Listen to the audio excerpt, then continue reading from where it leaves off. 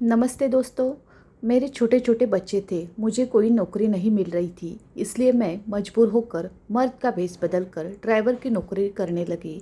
मेरे मालिक बहुत अच्छे थे, रोज़ मुझसे रास्ते भर बातें करते रहते। जब एक दिन उन्होंने बातों बातों में मुझे बताया कि वह एक लड़की से प्यार करते हैं, मैंने कहा ये तो बहुत अच्छी बात है। आप इतने जवान और खूबसूरत और अमीर हैं, आपसे तो कोई भी लड़की शादी करने को तैयार हो जाएगी। लेकिन मेरे कदमों तले से जमीन निकल गई जब उन्होंने मेरी ही तस्वीर। मेरा नाम शालिनी है। मैं अपने माँ बाप की इकलौती बेटी थी। मुझे पढ़ने लिखने का कोई खास शौक नहीं था, इसलिए 12वीं के बाद पढ़ाई को छोड़ दिया। मेरा ताल्लुक एक खाते पीते खानदान से था। मेरे पिताजी के 2 भाई और उनकी एक बहन थी। शुरू से ही मेरे खानदान में जायदाद के खातिर झगड़े चल रहे थे। बाबा सारा दिन अदालतों के धक्के खाते थे, क्योंकि मेरे चाचा और बड़े पापा दोनों हमारे लिए हिस्से की प्रॉपर्टी हड़पना चाहते थे। मेरे वक्त कुछ इसी तरह गुजर रहे थे कि मुझे खबर मिली कि मेरी सबसे अच्छी दोस्त मानसी की शादी है। मानसी के घर वाले बहुत अमीर थे। मानसी ने स्पेशली मुझे अपने हर फंक्शन में बुलाया था। मैं उसके मेहंदी के फंक्शन में गई तो घर आते वक्त काफ़ी रात हो गई थी कि रास्ते में एक तेज़ रफ्तार से गुजरती हुई गाड़ी मेरे पास रुकी और किसी ने मेरे मुंह पर कपड़ा रखा और मैं बेहोश हो गई। मेरी आँख खुली तो अपने आप को एक तहखाने में पाया, जहाँ पहले ही कुछ लड़कियाँ मौजूद थी। ये एक बड़ा सा कमरा था, जिससे मुझे समझने में ज़्यादा देर नहीं लगी कि यह एक कैद खाना है। यहाँ पर छोटे छोटे बच्चे भी कैद थे और कुछ जवान लड़कियाँ भी थी, जिनसे क्लब में डांस करवाया जाता और कुछ को तो कोठों पर भेज दिया जाता। पुलिस भी इस गैंग के साथ मिली हुई थी। इनमें से एक लड़का मुझे देखकर मुस्कुराया। उसे देखकर मुझे बहुत गुस्सा आया। वह मुझे घूरता ही जा रहा था। मैंने डर के एक लड़की का हाथ पकड़ा और उससे कहा कि किसी न किसी तरह हमें यहाँ से निकलना होगा। मैं डर के मारे काँप रही थी। मुझे अपने साथ साथ अपने माँ बाप की भी फिक्र हो रही थी। मेरे बिना उनका रो रो कर बुरा हाल हुआ होगा। सभी लड़कियां रो रही थी और बच्चे भी बेतहाशा रोए जा रहे थे। मैं एक बच्चे के पास बैठी। वह बच्चा मुझे बहुत सी प्यारा लगा। मुझे उसे बच्चे पर बहुत तरस आया। उसे देखकर लग रहा था कि वो गुस्से से जमीन को घूर रहा है और सोच रहा है कि जैसे तैसे मुझे यहाँ से निकलने का रास्ता मिल जाए। मैंने पैर से उसे बच्चों के सिर पर हाथ फेरा और कहा, तुम इन जालिमों के हाथ कहाँ से आ गए? मेरे सवाल करते ही वो बच्चा रोने लगा। तभी कुछ लोग वहां पर आए और सभी को भेड़ बकरियों की तरह मारने पीटने लगे और मारते हुए कह रहे थे कि चलो तुम लोगों को कहीं और जाना है। यहाँ पर तक करीबन 50 लोग कैद थे और इन 50 लोगों को कहीं और शिफ्ट होना था। इस अंधेरे कैदखाने में सूरज को देखे बहुत दिन हो गए थे। कुछ पता नहीं था कि कब सुबह होती और कब शाम हो। यहाँ पर मौजूद कुछ लोगों से ड्रग सप्लाई का भी काम किया जाने लगा। अब मुझे इस दिन का डर था जिस दिन यह लोग मुझे भी इस घिनौने काम में लगवा देते। अक्सर हम चीज़ों से डरते हैं, हमारे साथ वही होता है। अब ये लोग यहाँ पर मौजूद सभी लोगों को नशे का आदी कर रहे थे। एक दिन मुझे भी एक दूसरे कमरे में ले जाया गया। यहाँ पर मौजूद एक लड़के ने मुझे एक इंजेक्शन दिया। अब रोज़ यही होता और कब मैं इस नशे की आदी हो गई मुझे पता नहीं चला। और जो लड़का इंजेक्शन देता मैं उसके पास जाने लगी और उससे अपने मन की सारी बात शेयर कर दी और खूब रोती कि यह हादसा होने के बाद मेरे माँ बाप जीते ही मर गए होंगे। पता नहीं लोगों ने मेरे माँ बाप को क्या क्या सुनाया होगा। इस लड़के के, जिसका नाम रोहित था, मुझसे वादा किया कि एक न एक दिन तुम्हें मैं यहाँ से निकलवा दूंगा। लेकिन इससे पहले किसी ने उस लड़के को पुलिस के हवाले कर दिया। कहते हैं खराब वक्त गुजर ही जाता है, लेकिन जिस पर गुजर रही हो उसे ही पता चलता है वक्त कैसे गुजरा। एक रोज़ हम लोगों की निगरानी पर जो शख्स रखा गया था, अचानक उसे चक्कर आया और वह गिरकर बेहोश हो गया। हम सब ने इस मौके का फ़ायदा उठाया और वहाँ से निकलकर भाग गए। यकीन करिए कि उस दिन पता चला कि आज़ादी क्या होती है। अपनी जान सबको प्यारी होती है। हम सब अंधाधुंध भाग रहे थे। कुछ लोगों को गोलियां लग गई और कुछ लोग इस भागदौड़ में जख्मी हो गए। मैं इतनी ज़ोर से ज़मीन पर गिरी थी कि मेरा बाजू टूट गया था। लेकिन इस वक्त इस तकलीफ से ज़्यादा यही सोचती कि कुछ भी करके यहाँ से भागना है, नहीं तो सारी ज़िंदगी इनकी कैद में रह जाऊंगी। ये एक सुनसान रास्ता था। सड़क के साथ लगा हुआ एक घना जंगल था। मैं इस जंगल में घुस गई और बड़ी मुश्किल से जान बचाकर वहाँ से निकली। रात काफ़ी हो चुकी थी। सड़क पर आती जाती गाड़ियों को रोकने की कोशिश की, लेकिन रात के इस वक्त कोई भी लिफ्ट देने को तैयार नहीं था। मैंने पैदल ही वहाँ से चलना शुरू किया, लेकिन 2 दिन से भूख और कुछ नशे की आदत की वजह से मेरा चलना मुश्किल हो गया था। कुछ दूर भागने के बाद मैं वहीं गिरकर बेहोश हो गई। जब आँख खुली तो हॉस्पिटल का वार्ड था। मैंने देखा मेरे पास एक डॉक्टर और 2 पुलिस वाले खड़े थे। मुझे होश में आते ही पुलिस वाले मुझे पूछताछ करने लगे। मैं डर गई थी कि कहीं जिस मुसीबत से निकली हूँ दोबारा उसी में फंस न जाऊँ, इसलिए जाना बेहतर समझा। लोगों ने मेरे घर का एड्रेस लिया और मैंने देखा कि मेरी माँ मेरे सामने खड़ी थी। मुझे देखते ही वो चीखना चिल्लाना शुरू की। लोगों ने बताया कि मेरी माँ 6 महीने के बाद बोली थी। जब मैं अगवा हो गई थी तो लोगों ने मेरे माँ बाप को ताने मारना शुरू कर दिया कि तुम्हारी बेटी तो बदचलन थी, इसलिए घर से भाग गई। मेरे पिता यह सब बर्दाश्त नहीं कर पाए और एक दिन वह दुनिया छोड़कर चले बसे। मेरी माँ बेटी और पति के गम में दिमागी तौर से बीमार हो गई थी और आज जब वह मुझे देखी तो चीख चीख कर रोने लगी। 2 दिन अस्पताल में रहने के बाद जब मैं घर आई तो पता चला 5-7 ये समाज लड़कियों का घर से भागना तो याद रखता है या किसी ने अगवा कर लिया है ये नहीं देखता। हर शख्स अपनी ऐनक लगाकर बैठा रहता और सब अपनी नज़र अपने सोच के मुताबिक दूसरों पर बातें करना शुरू कर देते हैं।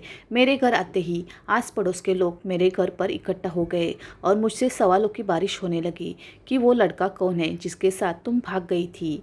तुमने एक बार भी अपनी माँ बाप के बारे में नहीं सोचा? तुम्हारी वजह से तुम्हारा बाप ये दुनिया छोड़कर चल बसा। मैंने अपनी सफाई देनी चाहिए पर किसी ने मेरी एक न सुनी, इसलिए मैं चुप हो गई। लोगों ने मेरी माँ से कहा कि अगर तुम अपनी इस बदचलन बेटी को घर पर रखी तो तुम्हें समाज से बाहर निकाल दिया जाएगा। मेरी माँ ने इन सब लोगों की बातें सुनी तो उन्होंने भी किसी से कुछ कहना उचित नहीं समझा, क्योंकि उन्हें पता था कि हमारी कोई सुनने वाला नहीं है। इसलिए उन्होंने उसी वक्त मेरा हाथ पकड़ा और गांव छोड़कर शहर चली आई। शहर में मेरी माँ की एक पुरानी सहेली रहती थी। रात के 10 बजे हम उनके घर पहुँचे। अचानक हमें अपने घर को देखकर मेरी माँ की सहेली सविता आंटी घबरा गई। उन्होंने हमें घर के अंदर आने को कहा और एक कमरे में बिठाया। अभी हम सब बातें ही कर रहे थे, तभी मैंने देखा सविता आंटी का एक बेटा था जो पागल था। वो हमारे पास आया और मुझसे कहने लगा कि तुम मेरे साथ चलो और खेलो। सविता आंटी के बेटे अतुल की उम्र लगभग 23 साल थी, लेकिन वह बच्चों की तरह हरकतें करता। उसकी जिद की वजह से माँ ने मुझे कहा कि जाओ उसकी बात मान लो, नहीं तो ये हमें परेशान कर देगा। मेरी माँ की सहेली सविता आंटी ने बताया कि उनका बेटा एक बहुत ही काबिल पढ़ा लिखा इंसान था, अपने कॉलेज का बेस्ट प्लेयर था। एक बार मैच खेलते समय किसी खिलाड़ी ने उसके सर पर भारी चीज़ मार दी और वो बेहोश होकर गिर गया और पूरे 1 महीने अस्पताल में रहा। उसकी हालत में सुधार तो हुआ, लेकिन इसके दिमाग का एक हिस्सा खराब हो गया, जिसकी वजह से ये बच्चों की तरह बिहेव करता है। हम माँ बेटी सविता आंटी के घर रहने लगे। अतुल सारा दिन अपने कमरे में पड़ा रहता या अपनी माँ से जिद करके अपनी बात मनवाता। अतुल मुझसे घुल मिल गया था। मेरे आने से उसे एक अच्छा दोस्त मिल गया था। वह मुझसे ढेर सारी बातें करता। धीरे धीरे करके हमारा अच्छा वक्त गुजरने लगा। सविता आंटी का हम पर बहुत एहसान था, क्योंकि इस मुश्किल वक्त में उन्होंने हमें अपने घर पर पनाह दी। हमारे लिए यही बहुत काफ़ी था। मेरी माँ अपनी सहेली के साथ लोगों के कपड़े सिलाती और मैं सारा दिन घर के काम करती। अतुल के पिता अब इस दुनिया में नहीं थे। उनके घर में सविता आंटी और अतुल ही रहते थे। कुछ दिन बाद मेरी माँ की सहेली ने मेरी माँ से एक अजीब सी फरमाइश कर दी कि वो अतुल की शादी मुझसे करवाना चाहती है। माँ ने सविता आंटी से कहा कि अपने घर में पनाह देने की इतनी बड़ी कीमत मत मांगो, लेकिन मेरी माँ की सहेली सविता आंटी ने एक शर्त रख दी, या तो मैं उनके बेटे से शादी करूँ या हम अपना बंदोबस्त कहीं और कर लें। सविता आंटी की यह शर्त सुनकर अब तो हमें अपने रुख पर भरोसा उठ गया था। मेरी माँ ने मुझसे कहा कि चाहे कुछ भी हो जाए, मैं तुम्हारी शादी अतुल से नहीं होने दूंगी, क्योंकि वह पागल है। हम यहाँ से कहीं दूर चले जाएंगे। लेकिन पता नहीं क्यों अतुल के साथ रहते रहते मुझे उससे के लगा हो गया था। वह चाहे जैसा भी था, मुझे वो अच्छा लगने लगा था।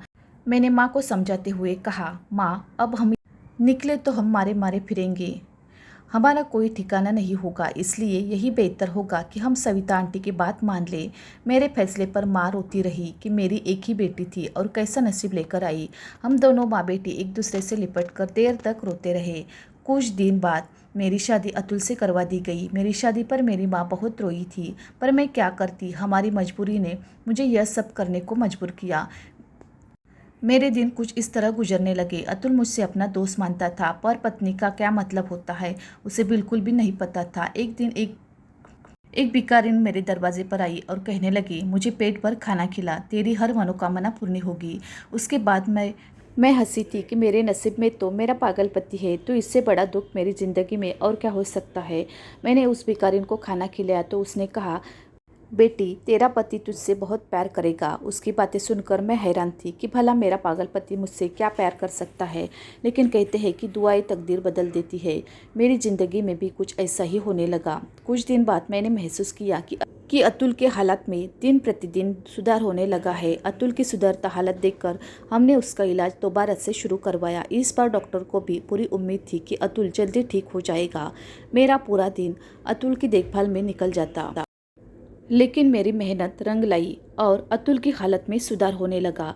अब वह पहले से बेहतर हो गया। लेकिन अतुल के ठीक होते ही पता नहीं मेरी सास को क्या हो गया कि वह मुझसे नफरत करने लगी। मेरे पति अतुल को भड़काने लगी। इन बुरे हालातों में भी किस्मत ने मेरा साथ नहीं दिया और मेरी माँ की तबीयत बहुत ज़्यादा खराब हो गई। मेरी माँ के इलाज में मेरे ससुराल वालों ने साथ नहीं दिया और अचानक मेरी माँ ये दुनिया छोड़कर चल बसी। अब मैं बिल्कुल अकेली हो गई थी। ससुराल में मेरे रहने का ठिकाना तो था, लेकिन मेरा अपना कोई नहीं था। मेरी माँ के गुजरते ही मेरी सास का अत्याचार मेरे ऊपर और बढ़ गया। वह मेरे पति अतुल से कहकर मुझे बहुत सारी बातें सुनवाती। अतुल पहले से बहुत बेहतर हो गया था, लेकिन वह अपनी माँ के हाथों का खिलौना बन गया था। उसकी माँ जैसा कहती उन्हें के इशारों पर चलता। हम पति पत्नी अजीब रिश्तों में जुड़े थे। साथ होते हुए भी हम एक दूसरे के साथ नहीं थे। हमारा रिश्ता बस यूं ही चल रहा था कि एक दिन मेरी किस्मत ने एक नया मोड़ लिया। अचानक मुझे पता चला कि मैं माँ बनने वाली हूँ। लेकिन अपने माँ बनने की खबर सुनकर मुझे थोड़ी भी खुशी नहीं हुई, क्योंकि मेरे और अतुल के रिश्ते में जो दरार थी वह हमारे आने वाले बच्चों के लिए ठीक नहीं थी। जो इंसान अच्छा पति नहीं बन पाया वह अच्छा बाप कैसे बन सकता है। इसी डर की वजह से मैं अपने बच्चों को इस दुनिया में लाने से डर रही थी। मैंने अपने मोहल्ले के एक औरत से बात की जो सरकारी अस्पताल में नर्स थी। वह मेरी मदद करने को तैयार हो गई, लेकिन अस्पताल जाने के बाद पता चला कि मेरा ऑपरेशन नहीं हो सकता। अगर हमने इस बच्चे को गिराने की कोशिश की तो मेरी जान को खतरा हो सकता है। मैं अपना मायूस चेहरा लेकर घर लौट आई। वो 9 महीने मेरे लिए 9 साल के बराबर थे। किसी तरह यह 9 महीने गुजरने और मैंने 2 जुड़वा बच्चे को जन्म दिया। एक बेटा और दूसरी बेटी थी। बच्चों को देखकर मेरे मन में अजीब सी खुशी थी। अपने बच्चों को देखकर मेरी ममता तड़प उठी और मैंने उन्हें अपने सीने से लगा लिया। बच्चों की पैदाइश के बाद अतुल और मेरी सास का रवैया अब पहले से कुछ बेहतर हो गया था। वह दोनों मुझे भले ही ना पूछते, लेकिन उन्हें बच्चों से बहुत लगाव था और मेरी जैसी बदकिस्मत के लिए यही काफ़ी था। धीरे धीरे मेरे दिन कुछ भी इसी तरह गुजरने लगे और वह दिन मेरी ज़िंदगी का सबसे खूबसूरत दिन था जब मेरे बच्चों ने मुझे माँ कहकर पुकारा था। ये बात वही लोग समझेंगे जिनका अपना कोई नहीं होता। एक दिन मेरी सास और मेरे पति अतुल किसी काम से बाहर गए थे, पर वापसी पर आते वक्त उन दोनों का एक्सीडेंट हो गया था और मौके पर ही उन दोनों की मौत हो गई थी। उनके मौत की खबर सुनकर मैं फिर से एक बार टूटकर चकनाचूर हो गई। वह दोनों मेरे लिए कैसे भी थे, पर वही लोग तो मेरे बच्चों का सहारा थे। ये सब सोचकर सारी रात मुझे नींद नहीं आती कि अब हमारा गुजर बसर कैसे होगा। जो थोड़ी बहुत जमा पूंजी थी वह कुछ दिन चली, फिर धीरे धीरे हमारे घर में खाने के लाले पड़ने लगे। एक माँ खुद भूखी रह सकती है, लेकिन अपने बच्चों को भूखा नहीं रख सकती। मैं अगल बगल के मोहल्लों में काम कर अपने बच्चों का पेट पालने लगी, लेकिन एक अकेली औरत का कोई सहारा नहीं होता और नहीं तो लोग उसे बेइज्जत करने पर तुले रहते हैं। लोगों के घर काम करने जाती तो वहाँ पर उनके घर के मर्द मुझे गंदी निगाहों से घूरते। एक दिन मैं यूं ही ऐसे ही भटकते भटकते जा रही थी कि मुझे पता चला एक आदमी को ड्राइवर की ज़रूरत है। मैं गाड़ी चलाना उन्हीं दिनों सीखी थी जब मैं किडनैप हुई थी। वह किडनैपर हमें ट्रेनिंग देते ताकि वक्त आने पर हम गाड़ी चलाकर भाग सके। लेकिन फिर से परेशानी वही थी कि मुझे एक मर्द की गाड़ी चलानी थी। इसलिए मैंने अपना हुलिया चेंज कर लिया और अपने आप को मर्द के पोशाक में डाल दिया। कोई भी मुझे देखता तो यही समझता कि मैं एक मर्द हूँ और मैं उसी आदमी की गाड़ी चलाने लगी। वो साहब बहुत अच्छे थे। वो मुझसे अपने मन की सारी बातें शेयर करते। धीरे धीरे साहब और मेरे बीच एक गहरी दोस्ती हो गई। गाड़ी चलाते चलाते मेरा सफ़र भी अच्छा गुजर जाता। एक दिन बातों ही बातों में मैंने उनसे पूछा, क्या आपने अभी तक शादी क्यों नहीं की? उन्होंने मुझे बताया कि एक लड़की देखी थी और उसी समय प्यार करने लगा था, पर जिंदगी ने ऐसा वक्त दिखाया कि मैं उसे ढूंढ ना सका। अपने झमेले में वो लड़की कहाँ खो गई? वह किस्मत की मारी थी, पता नहीं वो किस हाल में होगी। साहब ने कहा कि अगले दिन उस लड़की की तस्वीर वो मुझे दिखाएंगे।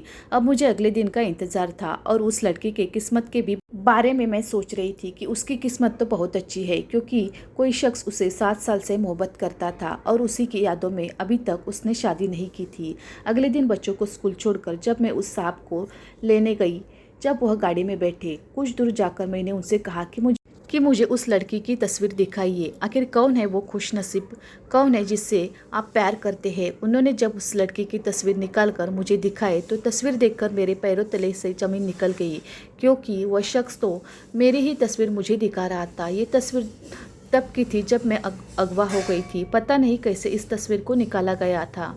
गाड़ी अचानक ब्रेक लगने से रुकी। उस साहब ने कहा, गाड़ी ध्यान से चलाओ।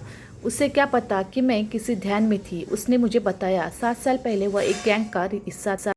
उसका पिछला रिकॉर्ड एक क्रिमिनल का था, लेकिन फिर एक दिन उसने एक चेहरा देखा जिसे देखकर उसने खुद से एक वादा किया, वह इस दलदल से निकालेगा और उस मासूम लड़की को भी निकालेगा। उसने बताया कि मैं वहाँ पर मौजूद लोगों को नशे का आदी बनाता था, पर जब से मैं उस लड़की को देखा था उसके प्यार में गुम हो गया था और मैं इस गलत काम से छुटकारा पाना चाहता था, इसलिए मैंने खुद अपने आप को पुलिस के हवाले कर दिया। फिर मैं पुलिस का सरकारी गवाह बन गया। पुलिस ने जब वहाँ पर छापा मारा तो वहाँ पर सभी लोग फरार हो चुके थे। तब मुझे एहसास हुआ कि मैं उस लड़की को खो चुका था। फिर मुझे याद आया कि उसने एक बार अपने घर का एड्रेस दिया था। मैं पूछता पूछता वहाँ पहुँचा।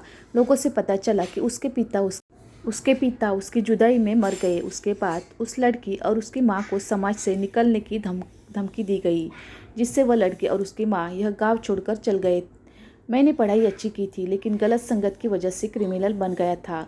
उसी वक्त अपने सांप की बातें सुनकर मैंने उन्हें सच्चाई बता दी कि मैं ही वह लड़की हूँ जिसे आप बेहतर प्यार करते हैं, लेकिन लोगों की नज़रों से बचने के लिए मैंने अपना हुलिया बदल लिया है और मैं एक मर्द के भेष में रहने लगी हूँ।